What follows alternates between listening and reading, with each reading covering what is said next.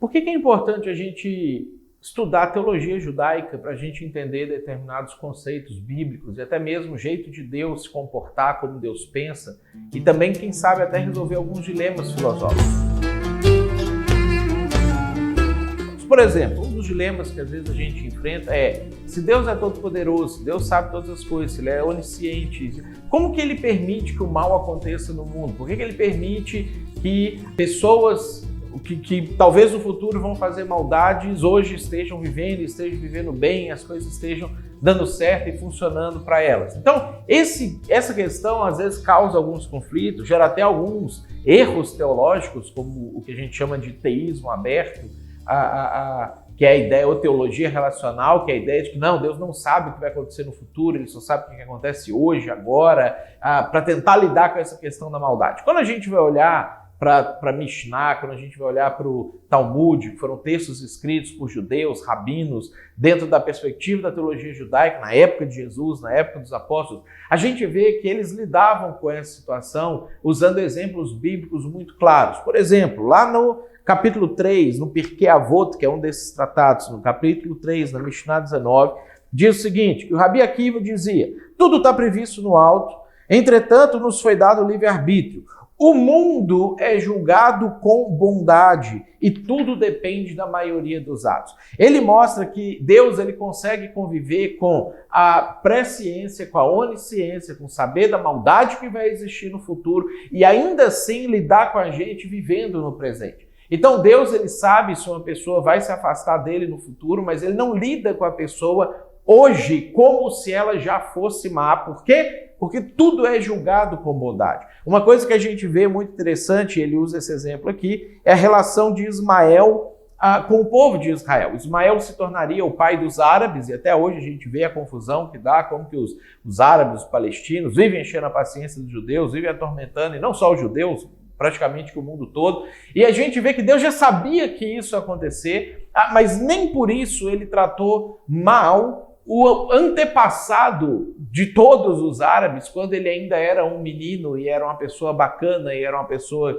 que estava simplesmente passando por uma situação difícil. A gente vê isso acontecendo quando a gente vê lá em Gênesis, no capítulo 16, no versículo 12, que Deus vira para a mãe de Ismael, para Agar, então a matriarca de todos os árabes, e ele fala assim: seus descendentes, o menino que vai ser gerado dele, será entre os homens como um jumento selvagem, a sua mão será contra todos, e a mão de todos contra ele, e habitará a fronteira a todos os seus irmãos. Deus diz: eu sei que ele vai ser terrível, eu sei que as tribos que vão vir dele, os países que vão surgir dele, vão ser terríveis, eles vão encher a paciência, eles vão atormentar, eles vão causar um caos. Mas, duas coisas. Primeiro, Deus não vai tirar o livre-arbítrio por causa disso. Deus não vai interferir por causa disso. Ele não vai impedir que isso aconteça como alguém que fica tutelando, controlando cada ato, decisão, pensamento mal do ser humano em todas as situações. Ele sabe e ele criou o mundo para que a gente possa viver e lidar com essas situações.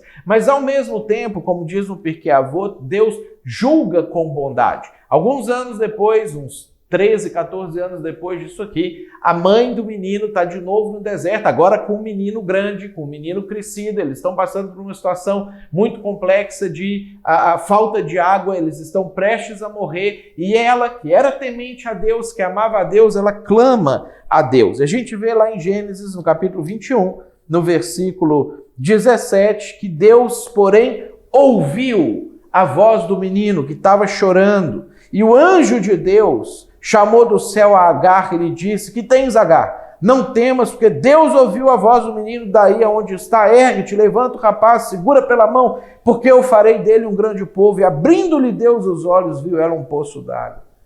E ela foi salva por causa disso. Deus julga com bondade. Deus não ia maltratar Ismael por conta daquilo que os seus descendentes se tornariam. Então, entender teologia judaica nos ajuda a entender e a tirar alguns nós teológicos, filosóficos, da maneira da gente interpretar o mundo. E mais importante, ajuda a gente a entender como Deus é e não necessariamente como eu gostaria que Deus fosse ou como eu me sentiria mais confortável se Deus fosse. Nós temos, às vezes, esses dilemas com Deus, porque a gente olha para Deus a partir de uma perspectiva ocidental, greco-romana, que construiu filosofia, construiu sociologia a partir de conceitos humanos e da nossa interpretação da realidade, que é extremamente limitada. Quando a gente olha a partir do que a Bíblia diz e a partir da teologia judaica, que trabalha esses conceitos, a gente percebe que a coisa é muito maior do que supõe a nossa vã filosofia.